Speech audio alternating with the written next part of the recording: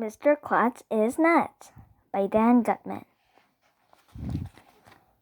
Chapter 7 Teacher for a Day. The news about the big chocolate party blew through the school like a hurricane.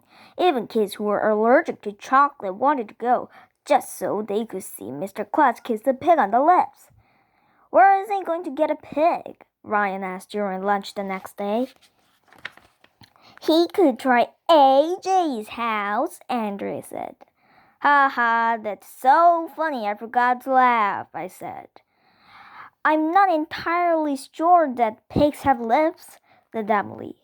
"Of course they have lips," I insisted. "If they didn't have lips, how could they whistle?" "You know," Ryan pointed out, "Mr. Klutz is just trying to trick us into doing lots of math problems. That's why we're having a chocolate party." "Who cares?" Michael said. "As long as we get the chocolate." "I think that only students who do math problems should be allowed to come to the chocolate party," said Andrea. "Could you possibly be any more boring?" I asked her.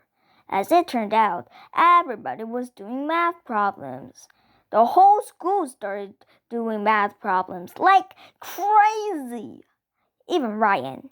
You would have thought that Mr. Klutz was giving us gold and diamonds instead of chocolate. "I did math problems for 20 minutes last night," Ryan bragged while we were waiting for Miss Daisy after recess. "Oh yeah," Michael said. "Well, I did math problems for 40 minutes last night. 40 is twice as many as 20. See, I just did another math problem right there." "Well, I did math problems for an hour last night," I said. "That's 50 whole minutes."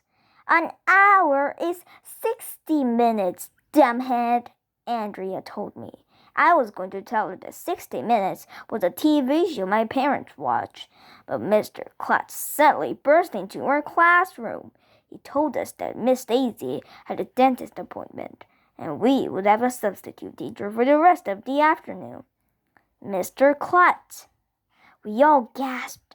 "You're not a teacher," I told him. "I used to be a teacher," he said. "I taught for many years before I became a principal." "What did you teach?" Ryan asked. "Physics," he said. "What's that?" I asked. "Is that like phys ed?" asked Michael.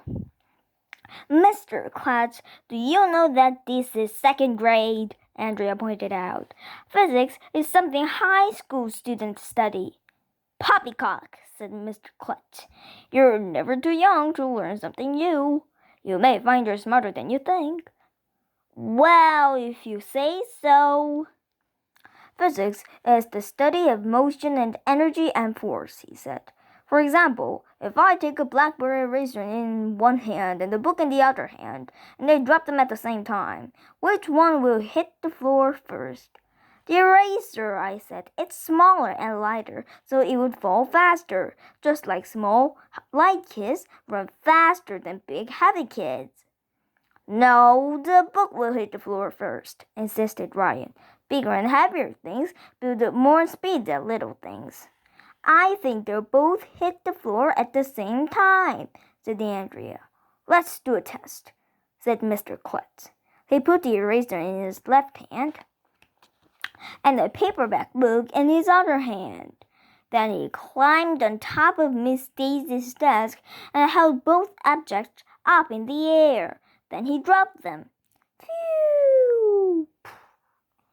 The eraser and the book hit the ground at the exact same moment. "I told you so," said Andrea. I think I hate her more every day. "According to the laws of physics, all objects fall at the exact same rate," Mr. Klutz told us. "See, you're learning physics in second grade." "Wait a minute," said Michael.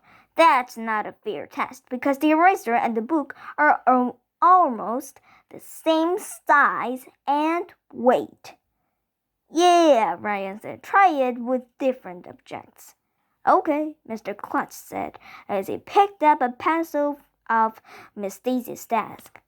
Then he went over to the windowsill, where Miss Daisy kept her collection of stuffed animals. He picked up a giraffe that was almost as big as I am. Would this be a fair test? He asked. Yeah, we all shouted. Now, which object do you think will hit the floor first? He said as he climbed up on top of Miss Daisy's desk. Again. The pencil, some of us shouted. The giraffe, other kids yelled. I think they will both hit the floor at the same instant, said Andrea. Okay, let's do a test, said Mr. Klutz. As he raised both his arms in the air, Mr. Klutz put his foot on a crayon that was sitting on Miss Daisy's desk. It rolled a little. His foot slipped. He wobbled for a moment, trying to keep his balance. Then he pitched head first off the desk. Watch out! Crash! When he hit the floor, the pencil and the giraffe went flying, and Mr. Klutz's arms and legs went in different directions. It was just about the funniest thing that ever happened in the history of the world. You should have been there. We all ran over to see if Mr. Klutz was okay. He was holding his leg and moaning. Oh. See, Andrea said all 3 objects hit the ground at the same time. The pencil, the giraffe, and Mr. Klutz. So I was right. I hate her. Yeah, she's a little annoying.